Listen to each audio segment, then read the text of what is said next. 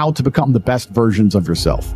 Because manhood is exceptionally hard and life is hard. But how you shape yourself will determine how hard it is for you and how miserable it will be. I want everybody here who's watching this, I consider this a matter of social responsibility. I want you to pull up a chair and eliminate all the distractions, because I'm going to speak to each and every one of you as if you were my son or a student or someone I'm trying to mentor. I'm going to imagine that all of you know nothing, and we're talking from the complete ground up. I've said this many times in many different iterations on different podcasts, but I want to repeat it again. As a man, there is no easy life. If you're looking for an easy life, you should have been a girl. You made a mistake. Yep. Your life is not about being easy. Your life is not about being happy. Your life is always going to be difficult. All of the pain you feel, all of the sadness you feel, you're supposed to feel as a man, and you have two effective binary choices. You either go through the suffering and go through the trauma and go through the hardship it takes to be a man of value, or you suffer eternity as a nobody. And being invisible, I would argue, is almost worse. You can have a very stress-free life if you work in Starbucks. You don't care about the Starbucks once you clock off. You're not at work at the time. You go home, you play video games, and you exist until you die. That's stress-free, but you have to suffer being a nobody. Alternatively, you can go out there into the world, try and implement your mark on the world, work hard, try to get rich, more money, more problems. You can try and start a business, the stress of that. You can lose your girlfriend because all you're doing is working. This is a new level of stress, a new level of trauma, but at least you'll be a somebody at the end of it. There's two ways to suffer. You either suffer to become a somebody, or you suffer as a perpetual and forever nobody.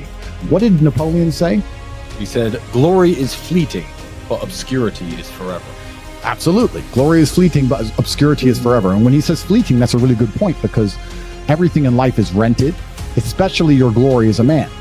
When you have a good body, it is not a good body as complete. It's not finished. You haven't completed the task. You have rented that good physical condition. You must train every day to retain it. So everything is rented. Your body, you don't just get a good body and you're done. You still have to go to the gym every day to maintain that good body. You don't just get a hot girl and it's done. You still have to work hard for her to always love you and respect you. You don't just start a business and now you're rich. No, you have to start a business and work on that business every day. If you take your eye off the business, it will fail. Everything in life is rented. So when he says glory is fleeting, he's also absolutely not correct, because glory is fleeting and you have to constantly and endlessly work for it and make sure that you never stop. Otherwise, it will be taken from you. But obscurity is forever. If you never make a mark on the world, then you effectively never existed. Yeah. And when you're gone, nobody will care. The reason our Father is discussed at length is because of who me and Tristan are. And the reason we will be discussed forever is because who our sons will become. And that's very important, because you have a duty to your ancestors and you have a duty to God. So you must make a choice. And this is genuine choice for you people at home. Do you want to live in obscurity forever and be invisible and not matter and have an easier life? I would argue that it's not easier, because in your heart and in your soul, you're going to feel guilty knowing you could have been something you're not, and you have a duty to your ancestors and to God to be the best version of yourself.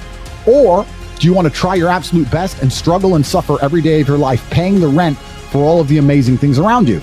We pay endless rent. We pay rent for our bodies. We pay rent for our relationships. We pay rent to keep our kids. We pay rent to keep our business. We pay rent to keep our freedom. Every single day is work to pay the rent. Absolutely never ending. And you have to make that choice. So if you have a pen and paper in front of you, you need to decide. Do you want to be invisible with a lower rent bill, or do you want to be important and work hard and suffer to make sure that the rent is paid? It's a choice you must make, and it's binary, and you must be extremely dedicated towards the decision you finally make. So as you're just finding yourselves as men, I understand I have a huge responsibility because of the massive platform I have. There's no doubt about it. I am the largest influencer in this space. I'm perhaps one of, if not the largest influencer on the planet today. And I have a massive responsibility to try my best to improve the world and teach people important things. And it's very difficult, as most of you men are just finding yourselves, trying to figure out what and who you should be in a culture with little to no proper guidance. If you remove me from the internet, you have a whole bunch of loudmouths who have not achieved anything amazing or remarkable in their real lives. Who don't act in a respectful way. Who have not had any real world achievements. There's a few people I can name who aren't like that, but we're generalizing. And then you have a largely matriarchal society and a matriarchal education system that you're beholden to. So who's teaching you to be a man? If you're fortunate enough to have a fantastic father, great. But if you don't, there are very little lessons, and there's basically no guidance out there explaining to you the self-accountability which is required to be a man. Everything we were just saying to you earlier about making the choice of being invisible or being highly important and paying the rent for one of those two choices, that's based around absolute and utter brutal self-accountability. You must accept the decision you want to make, and you must accept that everything is your fault. Everything is on your shoulders, regardless of what God throws at you. Give you an example. Me and you were in jail. Did we still have bills to pay?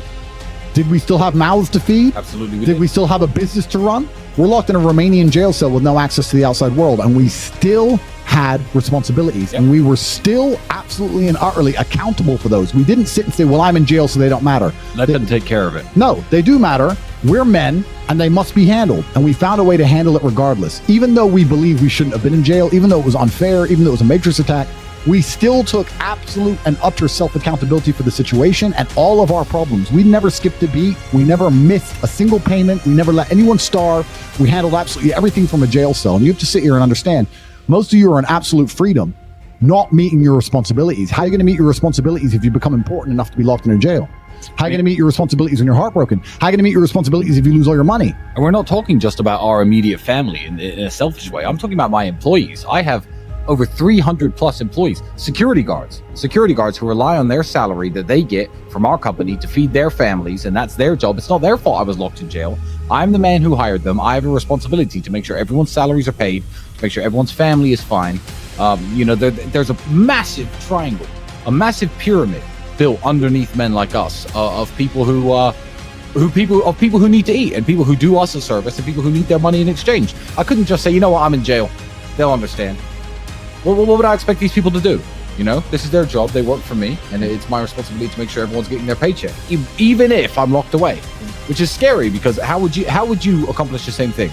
Imagine you have 3 months. You have 45 minutes on the phone 3 times a week. That's all you get for 3 months. Would you be able to make sure that everybody you care about and everybody who depends on you and all the people who depend on you from a business perspective, all the people who work with you, work for you, are fed, provided for, getting their salary, getting their paycheck? Could you do that? If not, keep working. Absolutely. Because we pulled it off. Absolutely. Just about, my friend. We got it done. And we're preparing ourselves for anything else that might happen in the future to make sure we can always get it done.